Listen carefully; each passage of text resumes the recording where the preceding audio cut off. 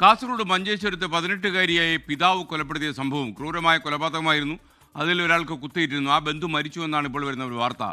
മഞ്ചേശ്വരം സ്വദേശി ഷെയ്ഖ് അബ്ബയാണ് ചികിത്സയിലിരിക്കെ മരിച്ചു എന്ന വാർത്ത വരുന്നത്. മഞ്ചേശ്വരത്ത് നിന്ന് അരുൺ പാറയ്ക്കൽ തത്സമയം.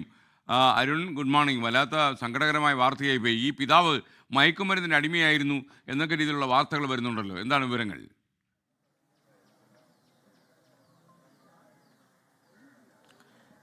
Good morning.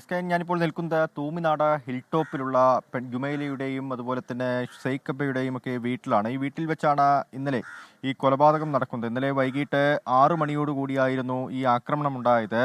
ഇവർ കുടുംബവുമായി ബന്ധപ്പെട്ട്, അതായത് ഈ ജുമൈലയും മാതാവും ഇവിടെയായിരുന്നു താമസം. ഉമ്മറുമായി വേർപിരിഞ്ഞ് കഴിയുകയായിരുന്നു. ഉമ്മർ ലഹരിക്ക് അടിമയാണ് എന്നാണ് നാട്ടുകാരും ബന്ധുക്കളും ഉൾപ്പെടെ പറയുന്നത്. അങ്ങനെ ലഹരി ഉപയോഗം വർദ്ധിച്ചതിനാൽ വീട്ടിൽ നിന്ന് മാറി നിൽക്കാൻ ഉമ്മറിനോട് ആവശ്യപ്പെട്ടു. ഒപ്പം വിവാഹമോചന കേസ് നടക്കുകയാണ്. അതുമായി ബന്ധപ്പെട്ട ഈ സ്വർണവും സ്വത്തുമായി ബന്ധപ്പെട്ട ചില തർക്കങ്ങളും ഉണ്ടായിരുന്നു. ആ തർക്കങ്ങൾ പരിഹരിക്കാനാണ് ഉമ്മറിൻ്റെ സഹോദരനും ഈ വീട്ടിലേക്ക് കഴിഞ്ഞ ദിവസം എത്തിയത്.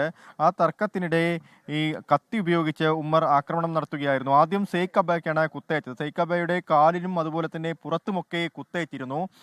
ഇന്നലെ അത്യാസന്ന നിലയിലായിരുന്നു അദ്ദേഹം ഉണ്ടായിരുന്നത്. ഇന്ന് രാവിലെ മരണം സ്ഥിരീകരിക്കുകയായിരുന്നു. ഇനി പോസ്റ്റ്മോർട്ടം ഉൾപ്പെടെയുള്ള നടപടികളുണ്ട്. അതിനുശേഷമായിരിക്കും വീട്ടിലേക്ക് മൃതദേഹം എത്തിക്കുക. ജുമൈലയുടെ പോസ്റ്റ്മോർട്ടം കഴിഞ്ഞു. 9 മണിയോടുകൂടി കുട്ടിയുടെ മൃതദേഹം ഇവിടേക്ക് എത്തിക്കുമെന്നാണ് നമുക്ക് അറിയാൻ സാധിക്കുന്നത്. ഈ സംസ്കാരം സംബന്ധിച്ച നടപടിയൊക്കെ എങ്ങനെയായിരിക്കും? നടപടി പൂർത്തിയായിക്കൊണ്ടിരിക്കുന്നു. ഇപ്പോൾ ഇന്നലെ വൈകുന്നേരമാണ് 6 മണിക്കാണ് ഈ നാട്ടിന് ദുഃഖമായ ഒരു വാർത്ത ഞങ്ങൾ അറിയാൻ സാധിച്ചത്. അപ്പോൾ അതിൻ്റെ രാവിലെ അതിൻ്റെ സംസാരമായി സംഗതിയുമായി ബന്ധപ്പെട്ടിടുമ്പോഴാണ് ഷെയ്ഖുൻജ മരണപ്പെട്ട വീണ്ടും നാട് ദുഃഖത്തിലേക്ക് പോയിക്കൊണ്ടിരിക്കും. ഈ ഉമ്മർ ലഹരി സ്ഥിരമായിട്ട് ഉപയോഗിക്കുന്ന ആളാണോ? അങ്ങനെയാണ് നാട്ടുകാർ പറയുന്നത്. സ്ഥിരമായിട്ട് ലഹരിയുമായിട്ടുള്ള ഒരു ബന്ധത്തിൻ്റെ അടിസ്ഥാനത്തിലാണ് ഈ പ്രശ്നങ്ങൾ മറ്റേ ഒരു ഇതാവാൻ വേണ്ടിയുള്ള ഡൈവേഴ്സ് സംഗതിയെല്ലാം കേൾക്കുന്നത്. അതുകൊണ്ടാണ് വേർതിരിഞ്ഞെടുത്താണ് മനസ്സിലാവുന്നത്.